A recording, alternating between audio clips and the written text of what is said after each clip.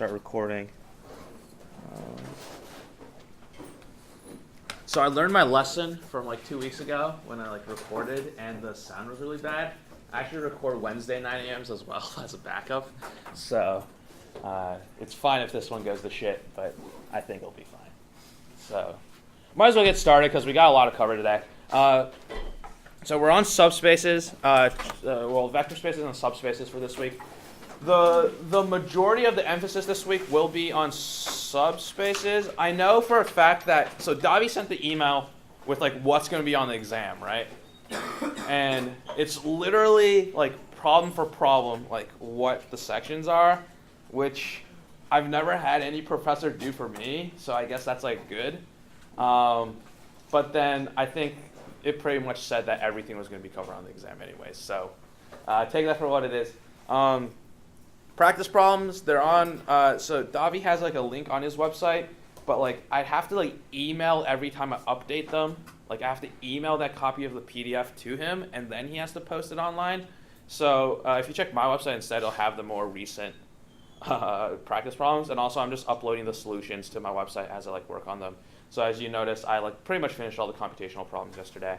So those solutions are online. How representative are the practice problems of the midterm?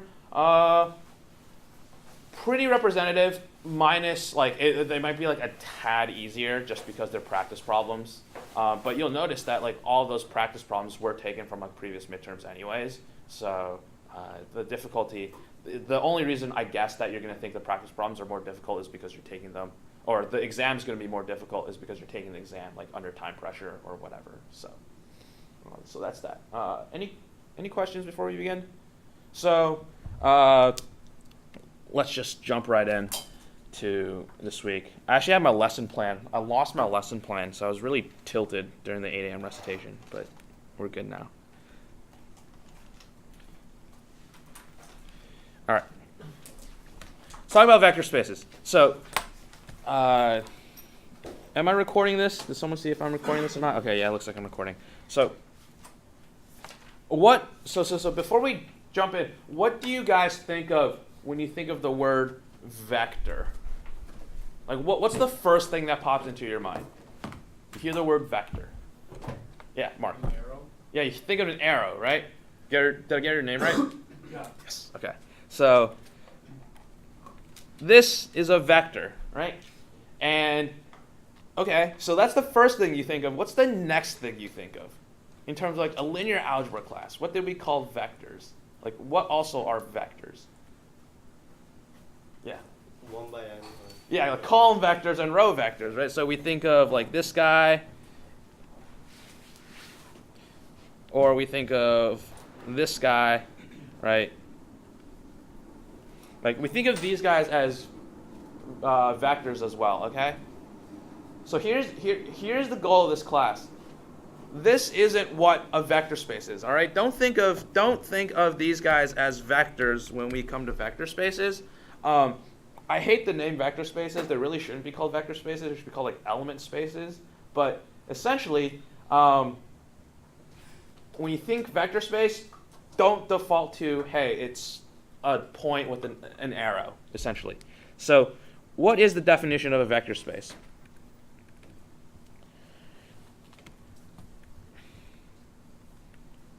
All right, we're going to have 5 conditions.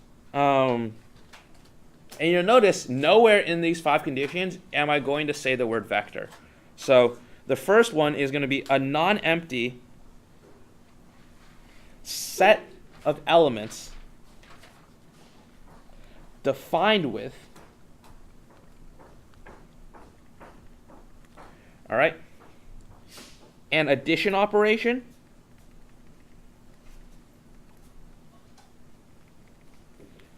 that we call plus,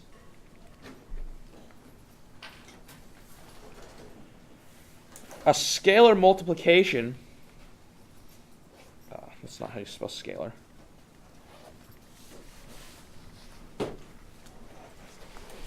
operation called dot,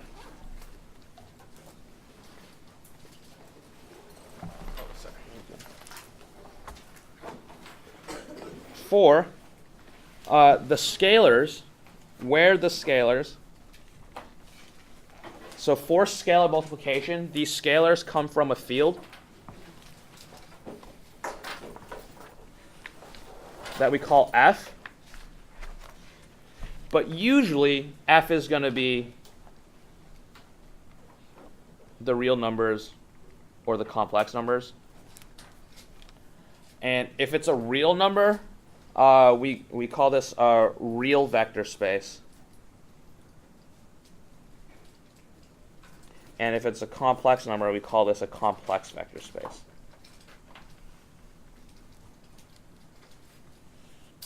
All right, and in this recitation, we're going to be pretty much exclusively dealing with the real vector spaces. So that's this recitation. Complex vector spaces, they don't really change too much. It's just that your scalars then are all complex. And then, anyways, don't worry about it. And then 5, the last condition, these elements along with the operations satisfy 10 axioms.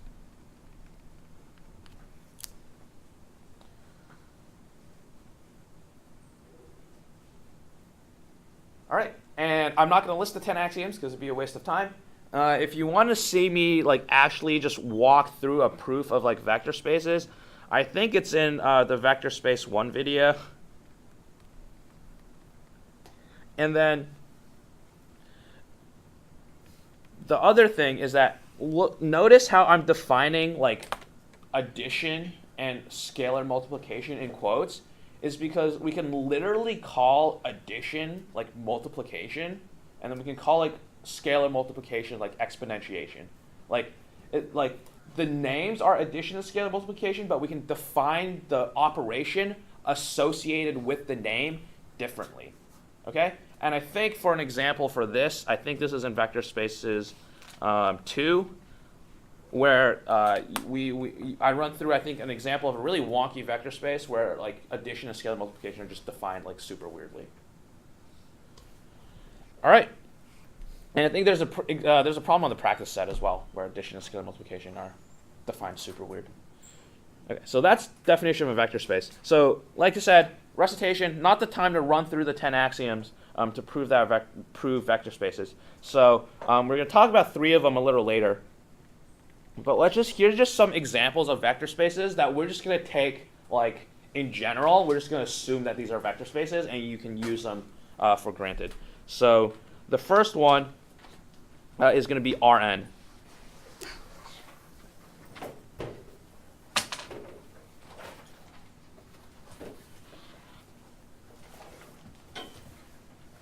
Okay, and what is Rn? Well, so again, we're going to avoid using the word vector, so I'm going to call this a tuple of real numbers.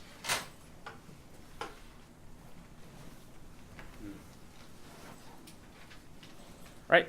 So it's just your R3 would be a tuple of 3 numbers.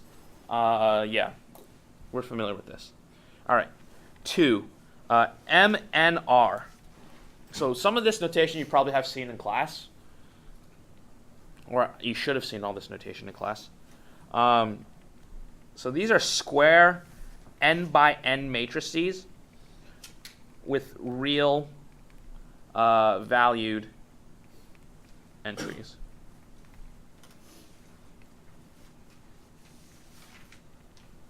And these are examples of real vector spaces because pretty much everything here is R. So.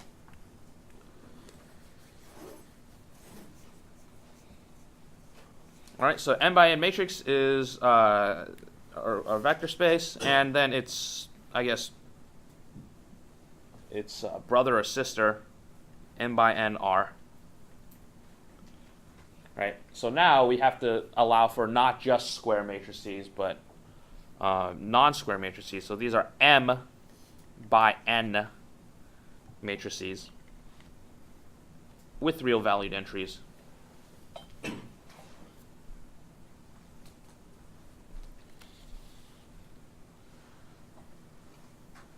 And the last one that we'll see, more or less, I mean, again, there's so many different vector spaces, but I'm just listing out the really common ones. We're going to call this PNR, or just PN.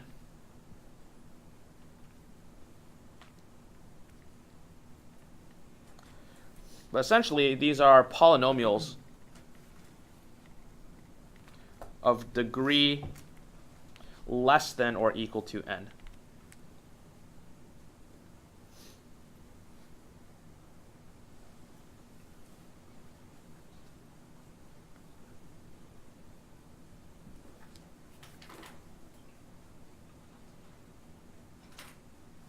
All right, any questions so far?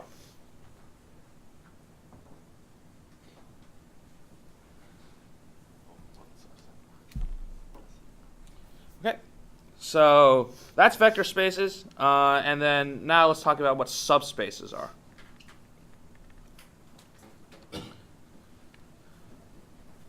So subspaces, you want to think of these as smaller vector spaces contained inside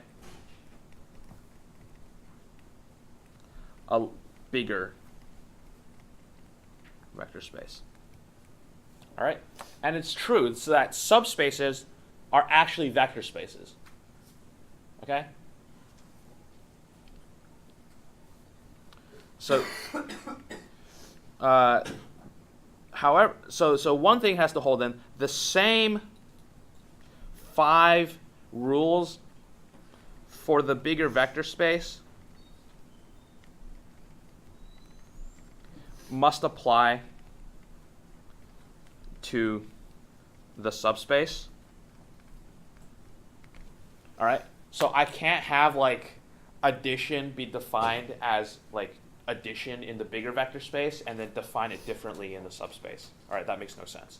So the same 5 rules have to apply. It makes sense, right, because one's contained in the other. And then the following 3 axioms have to hold. 3 axioms must hold. So remember that for vector spaces, there are 10 of them.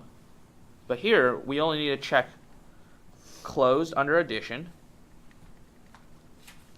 closed under scalar multiplication, and 0 is in the subspace. There's a chair here, if you can find it. I think there's also CFI. Yeah. All right, and so this is why like Davi didn't define all 10 vector spaces, all 10 axioms of the vector space in class, and only did these 3, is because we're just going to take for granted that like these really general vector spaces like are vector spaces without checking them. And then the more interesting question is, are these like little subsets of the bigger vector space, are these called subspaces? And then we only need to check these 3 conditions. Okay? And if these 3 conditions hold, if these hold, then the other 7 axioms are inherited automatically from the bigger vector space.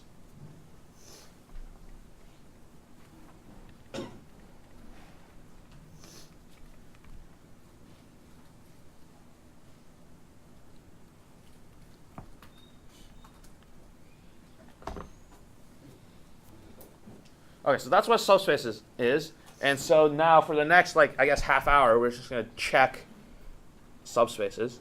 So, example. So how do we check subspaces? So again, we're dealing with real vector spaces. So real VS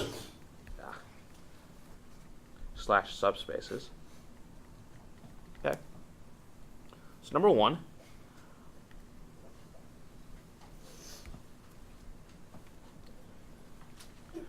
Let's consider polynomials in P4R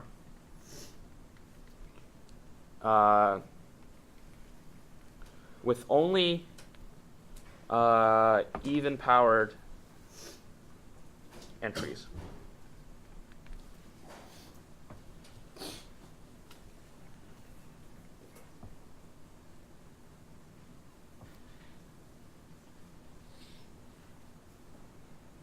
All right, so is this a subspace or not? Well, so I'm just going to spoil it. These next few will all be subspaces, and then we're going to go look at how you prove something's not a subspace. So what we want to do then is, usually this will be given to you in set notation, but let's just see how we construct set notation. So I'm going to call this set S. It's almost always going to be called S, all right? And then we put our curly brackets in. And so what we want to put first is that we want to put what a general element in P4R looks like. So what is an abstract element in P4R?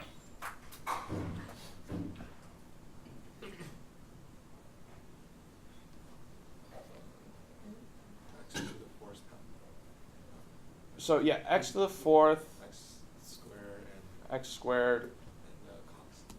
Okay, and constant. But that would be my in the subset, right? But right now I want to write every single general element. Yeah. Ax to the fourth plus bx cubed plus cx squared plus dx plus e. All right, so this is my polynomial. So this is what an abstract element looks like. All right, so this is like an arbitrary element. All right, it's inside P4R. So this is my bigger subspace. S is going to be my subset. All right, and now we need to put some conditions on this polynomial to make sure that it satisfies that condition up there, right? I only have even powered entries. So what are my conditions then? Yeah, b and d equals 0. b equals d equals 0.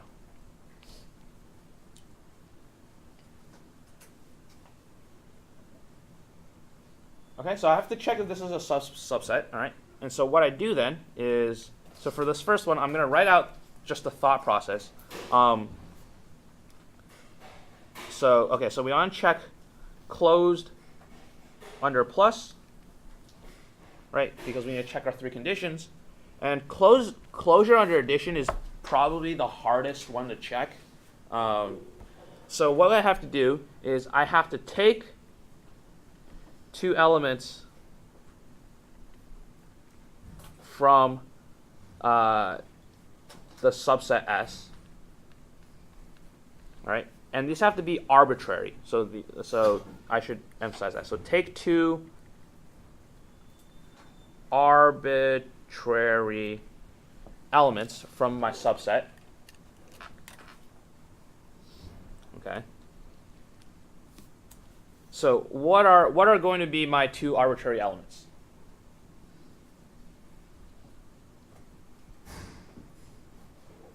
From my subset.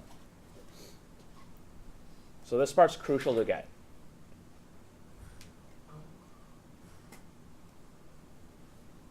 Yeah.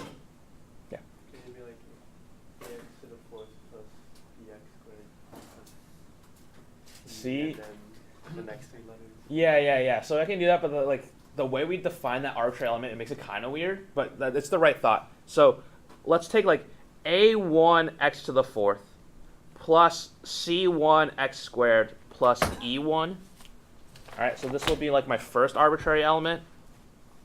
And then my second arbitrary element will just be a2x to the fourth plus c2x squared plus e2. All right, do we see why these elements are in my subset S?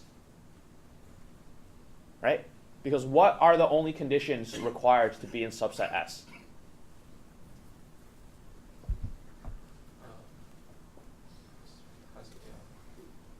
Right?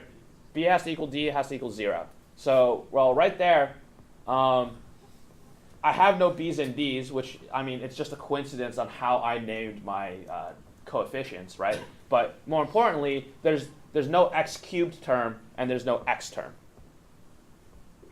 All right, so those are my two arbitrary elements from S. There's no x cubed and there's no x term. So now what I want to do is I want to show that the sum. Oh God, let's see how let's call this. Okay, let's just call these guys 1 and 2. All right, I want to show that 1. I'll make these color coded just to make it a little easier. I want to show that 1 plus 2 is inside S as well.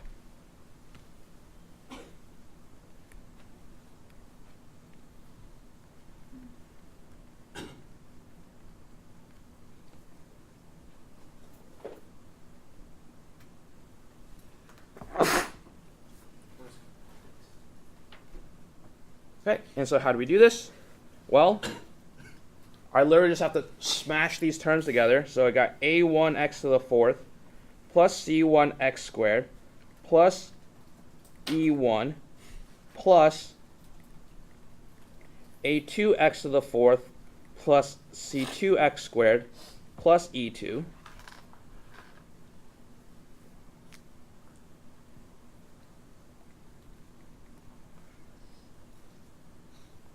All right, what's that equal to? We're just simplifying here. A1 plus A2. Yeah. Yep. A1 plus A2 times x to the 4th plus C1 plus C2 times x squared plus E1 plus E2. All right. Is this in my subspace? Yeah, why is it in my subspace? A1 plus A2 would equal A. Yeah, it's in the form of. Exactly, yeah. So A1 plus A2 is just still some constant, right? Some scalar. The bigger deal is that this condition still holds, right? Because the condition is there's no x cubed term and there's no x term, and in this result, there's no x cubed or x term, and so this is an S.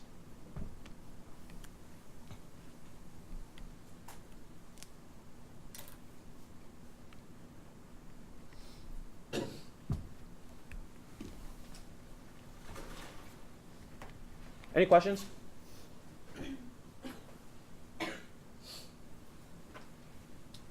Okay, so we showed closure under addition.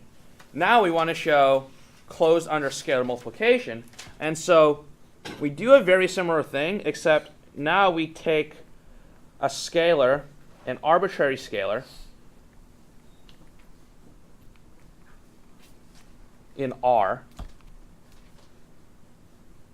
Okay, so I guess since we're dealing with real vector spaces, it's automatically assumed that the scalar is in R. So we take an arbitrary scalar, let's call it K, in R, and then take an arbitrary element from S. Okay, so what's different is that instead of taking two arbitrary elements from S, we only take one of them, and then we take and then now we take a scalar from our field. Okay. So yeah, so literally what we have then is we have K in R, and then we'll take a x to the 4th plus cx squared plus e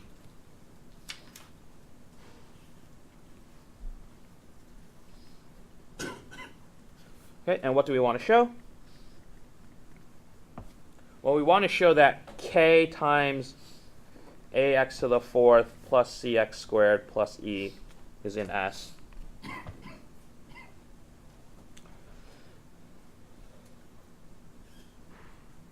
So k, so I'm just rewriting this.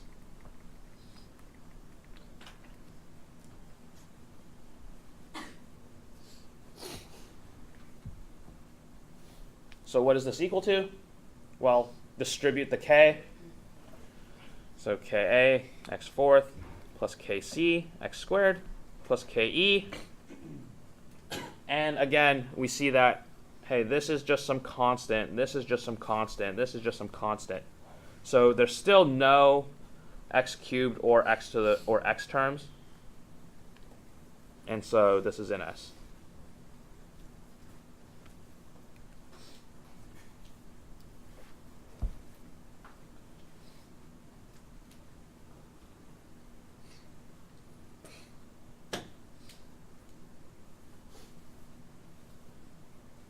Okay. So this one was like a lot easier than the first one. Usually I'd say scalar multiplication is easier to check than addition. And so a little bit easier, a little bit less computation. The third thing we need to check then is the 0 element is in the set. All right. So is 0 in S? Question mark.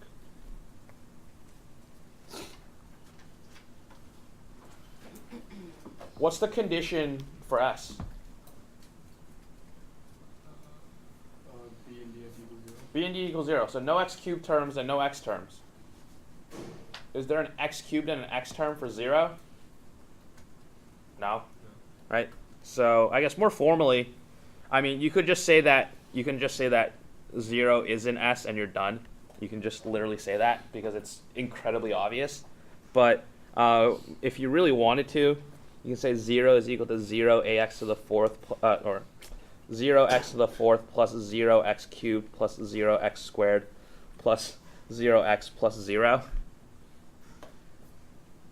And we see that, hey, that's 0 and that's 0. So we're done. So no x cubed or x term. But honestly, if you just said 0 is in the set, you're done. Like, we would have counted that because it's super obvious. When would it not be in the set? When would it not be in this set? We'll get to examples of that. The other really trippy thing is that the 0 element may not be the number 0, right? So, let's see. So if you have like a matrix, the 0 element may not be the 0 matrix. And the reason is because it all depends on how we define addition, right? Because what's the definition of the 0 element? If you add it to something. If you add it to something, you get the original thing back, right? So that's the definition of the 0 element. What if I define 0 as like matrix multiplication? Or like, what if I define addition as matrix multiplication? What is my 0 element then?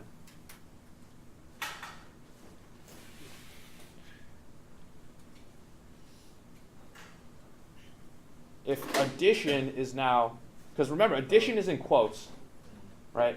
If addition is defined as matrix multiplication, what is my 0 element? Identity. The identity matrix, right? So in that case, the 0 element is not the 0 matrix, but it's the identity matrix. So you gotta be careful of what your 0 element is. More likely than not, so the only time you ever have to worry about the 0 element not being 0 is when stuff's defined weird. All right? When like addition or scalar multiplication is defined super weird, you have to be like, wait, hold on, like I need to make sure the 0 element is actually 0, because it might not be. Okay? But so let's just write that in quotes. So 0 element, this is usually 0 in the sense of like a 0 matrix or like the number 0, unless plus or dot is defined like, I guess, weirdly, unnaturally. So yeah, usually you can just say, oh, 0's in here, and we're done. But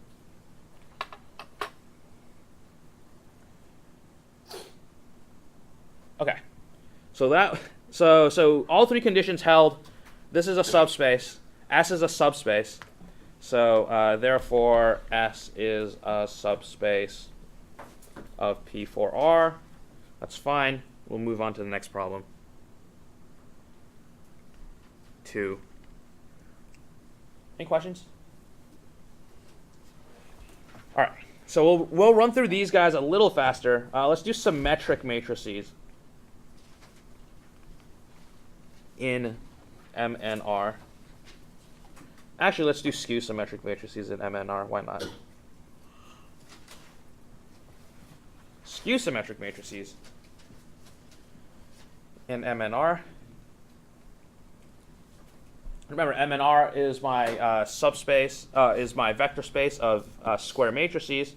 So S is going to be defined as, all right, so remember how we defined subsets here. The first thing we want is an arbitrary element. So I'm just going to call my arbitrary matrix A. All right. A is going to be inside MNR given my condition. And what is my condition going to be?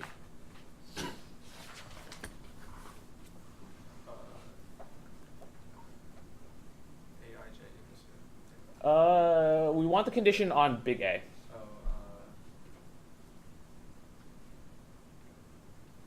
So skew symmetric. Ring any bells?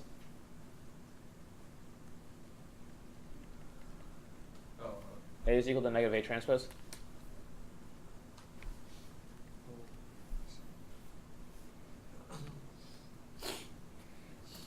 All right. Closed under plus. Remember how we do this? Take 2 random elements. All right. So take A and B inside S. Want to show that A plus B is inside S.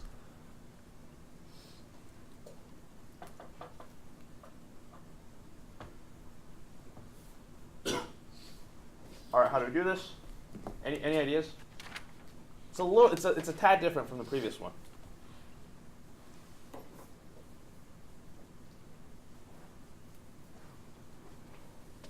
Yeah. You have to show that A and B both being skew symmetric matrices when they're added together it also equals a skew symmetric matrix. Yeah, so essentially what I want to do is I want to plug in A plus B into my condition. Right? Up here we didn't do that. Right? Up here we because my condition, right, my condition doesn't contain like this entire polynomial, right? We can't really plug this guy in here. That doesn't make any sense. Right? But down here, for number 2, we see that, hey, look, A is here, A is here. I can actually just plug in what I want to show into my condition. Okay? And so let's do that then. So this is what we want to show. And how do we do that? Well, okay, so we want to see if A plus B is equal to negative A plus B transpose. Right? So instead of just A or just B, I have to consider the quantity A plus B.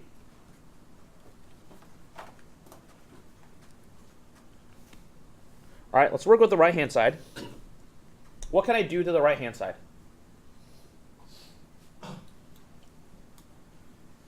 Distribute the Yeah, so we want to distribute the transpose first.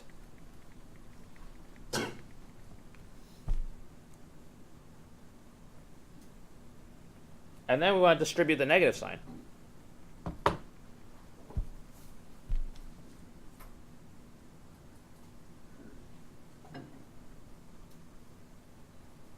Okay. Now let's notice something. What is negative A transpose? It's A. Why is it A? Because of the condition and the fact that, hey, this is my first assumption, is that A and B are in the set S, right? And to be in the set S, it has to satisfy my condition. So that's A. What is negative B transpose?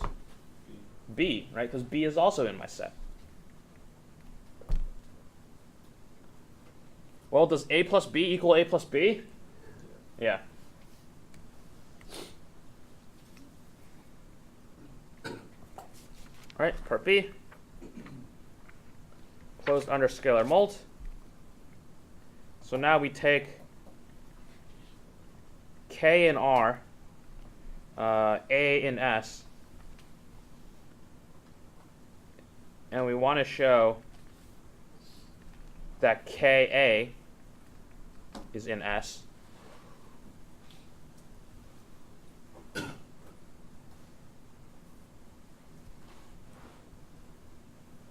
Okay, so essentially, we want to see if Ka is equal to negative Ka transpose. Again, work with the right-hand side. What can I do? I know what you want to say. You want to say factor out the K. Sure. Yeah, that's definitely what you want to do.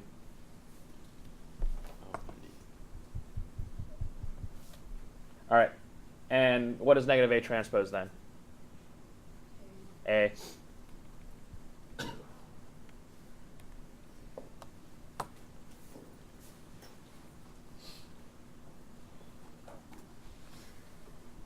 Is it valid to assume that they're equal and then show that they're?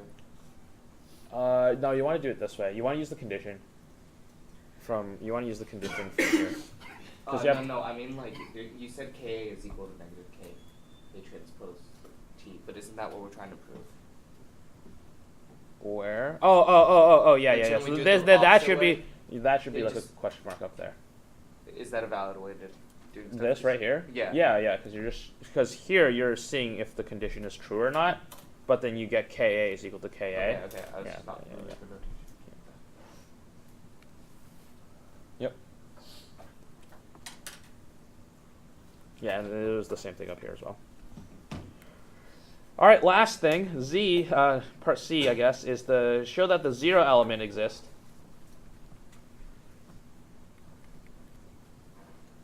Or I guess we really abbreviate this just zero in S. All right, does zero equal negative zero transpose? Yeah, I mean it should be immediately clear, right? You have a zero matrix, you take a transpose, you still have a zero matrix, put some negative signs in front of some zeros, it's still zero, okay. So yeah, skew symmetric matrices. I guess I would just say S is a subspace of MNR. All right, so that one went a bit faster. This last one should also go pretty fast. Solutions to the ordinary differential equation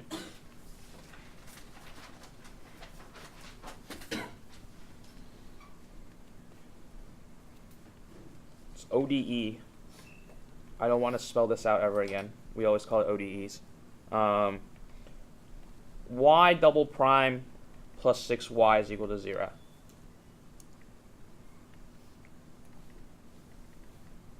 So what is this in set notation? So it's a little bit tricky. But I guess the one thing I want you guys to understand is what is my arbitrary element in my set? Right? Remember, this was the arbitrary element. This up here was the arbitrary element. When I have a solution to an ODE, what's the arbitrary element in my set? Not quite. Just Y. It's y. Okay. Because y is a function. All right. So it's going to be y in the vector space of functions. So if you think about it like kind of clearly, it makes sense that like all real valued functions are vector spaces. Like if we like add two functions together, right? You just like add their components together, and then if you like like scalar multiply them, you're just like stretching them like up and down, right? So yeah, so it's y in f of x, and given what's my condition? Well, my condition is that it satisfies this differential equation, right? Okay, so the important thing to note is that when you have solutions to an ODE, your element is going to be y. It's just going to be y. All right. A closed under plus.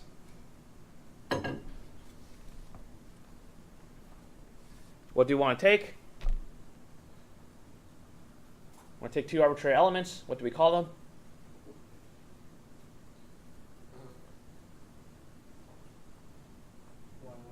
Y1, Y2, perfect.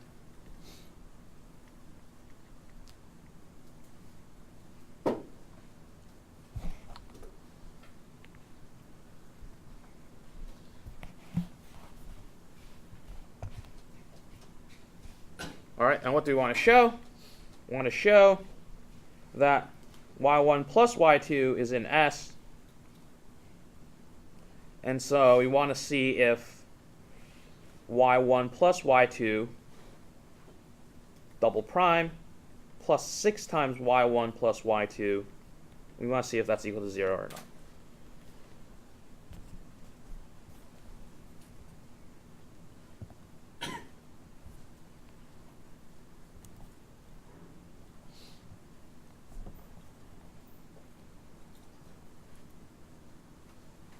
Okay, so all right. So now there's really, like, we want to work with the left-hand side because there's nothing to work with on the right-hand side, right? And so how do we do this? Okay, you can actually distribute derivatives through like addition.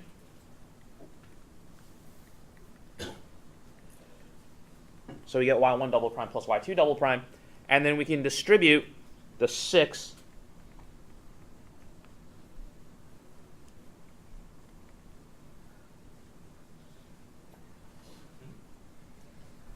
Oh, yeah, I dropped a 6.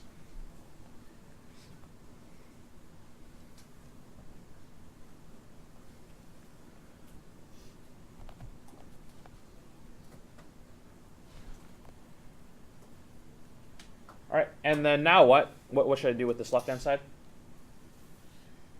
Should like group them together. Yeah, group like terms. So what are the like terms? Well, they're going to be the y1s and the y2s. So y1 double prime plus 6y1 plus y2 double prime plus 6y2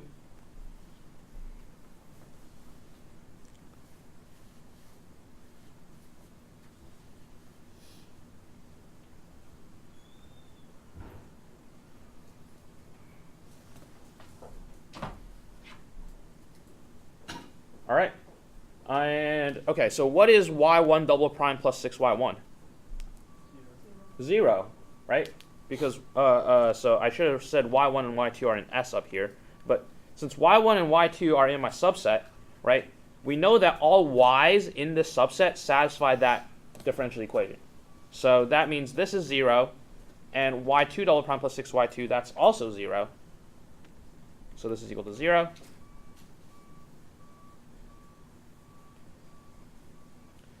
Part B, closed under mult. All right. Take K and R, Y in S.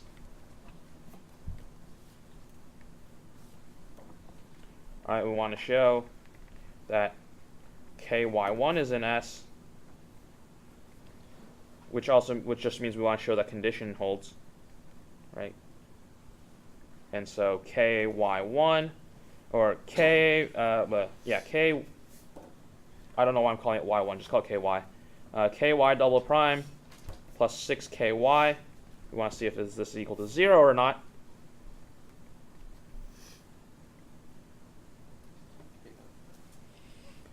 Yep, so like everything else, we can just factor the K out, and so now we get KY double prime plus 6Y.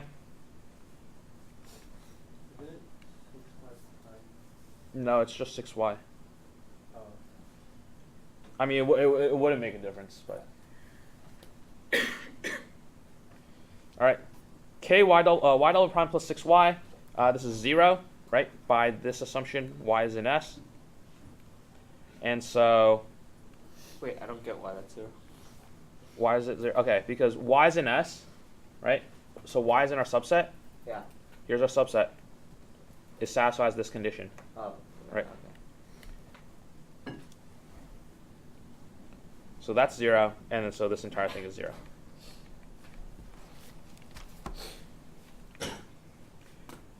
And then lastly, the trivial case, 0 is in S.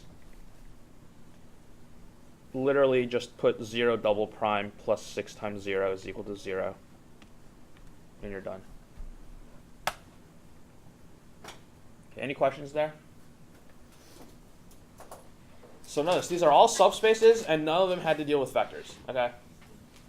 So now let's take a look at not subspaces, and this will be quick because unlike subspaces, when something's not a subspace, you only need one counterexample and you're done. All right, you only need one condition to fail. So only need one condition to fail.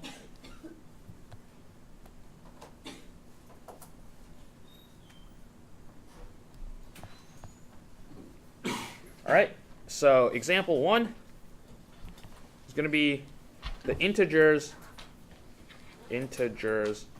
z in R. Okay, what fails?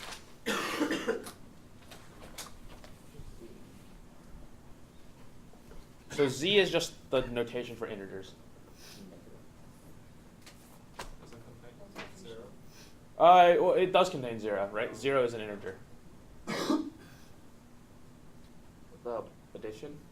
No, well, if you add two integers together, you'll still get Multiplication. scalar multiplication. Why does scalar multiplication fail? What did it do?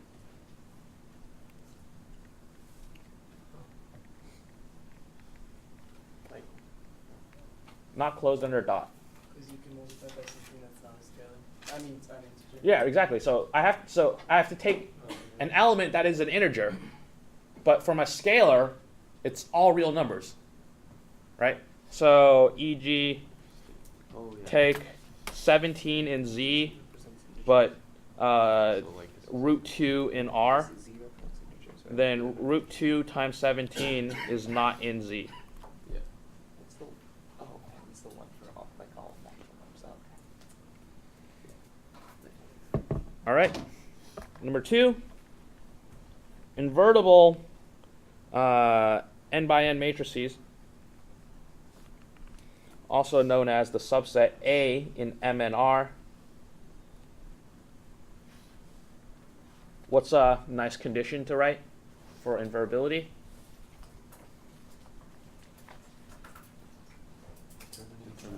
Exactly. Determinant's not 0. That A is not 0. Okay, why does this one fail?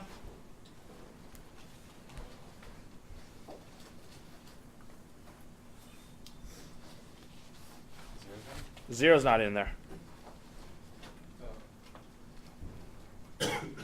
Right? Can't invert a 0 matrix. This also means that it's not closed under addition. So these are both valid answers because let's take a look at the example. If I have like the identity matrix, right? So I have 1s on the diagonal. That's invertible. And if I add it to -1 on the diagonal, that's invertible. But this is equal to the 0 matrix, and this is not invertible.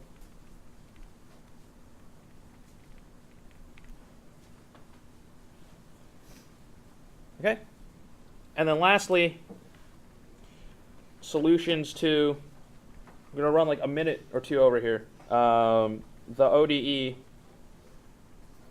y double prime minus 2y prime plus y is equal to 1. What fails here?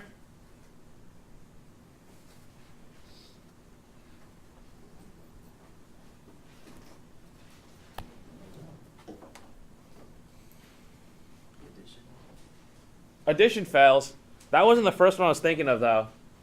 0, because if you plug in 0 for y, you get 0 equals 1, right? So no 0. Addition holds. Addition fails.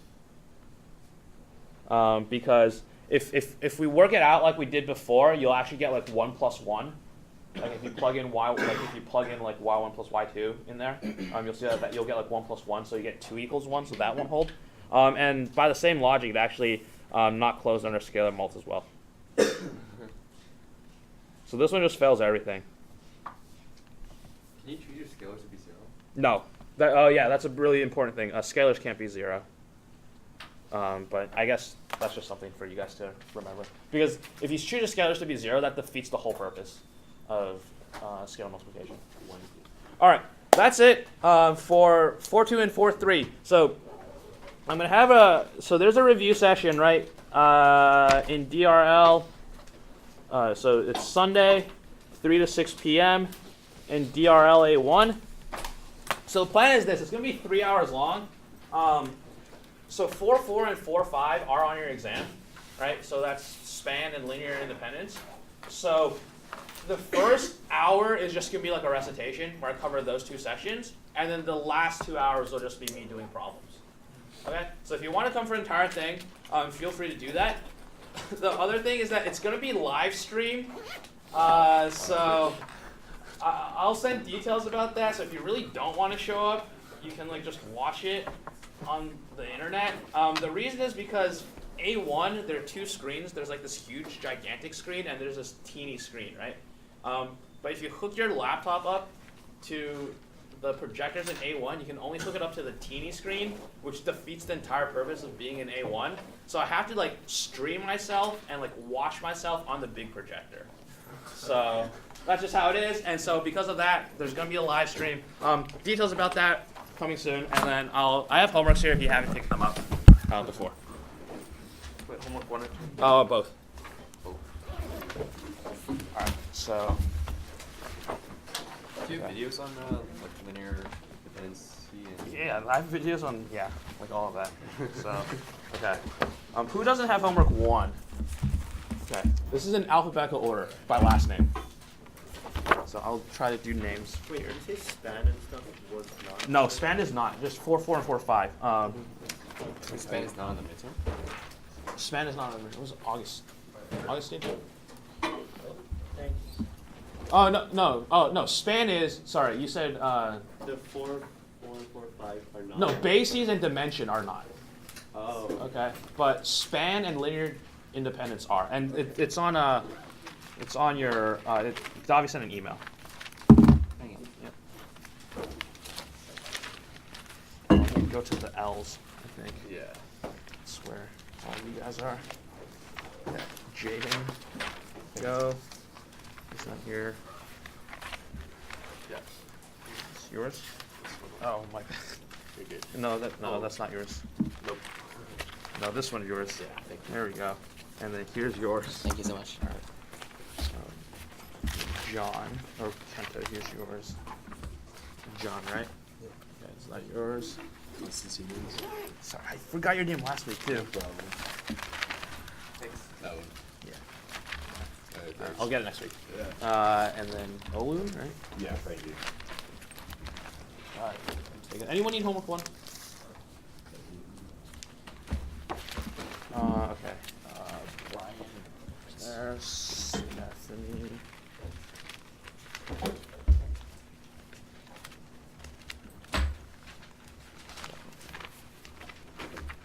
You prefer Stephanie? Yeah, and I don't have the first one. Oh, you don't have the first one. It's in alphabetical order, so Okay. you should have the top. And Grace. Go.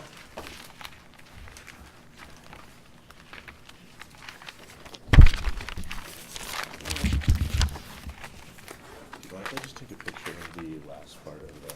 I post these notes online. Oh, okay. Anyways, yeah. So they'll be up soon. Okay, so Nick. I